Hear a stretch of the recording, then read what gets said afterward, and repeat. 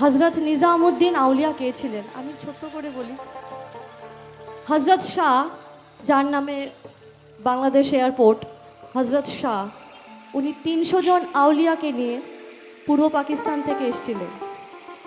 আউলিয়া সম্প্রদায় আর ইসলাম ধর্ম কিন্তু আলাদা।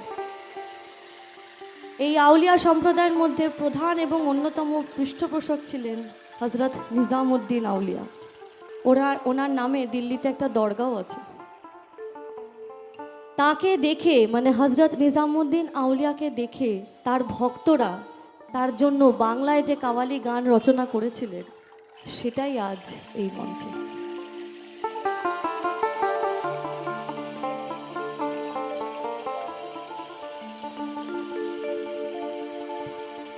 ধন্য ধন্য মেরা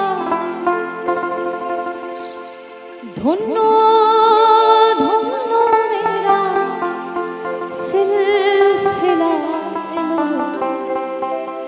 দিল্লিতে নিজামুদ্দিন আউলিয়া এলো দিল্লিতে নিজামুদ্দিন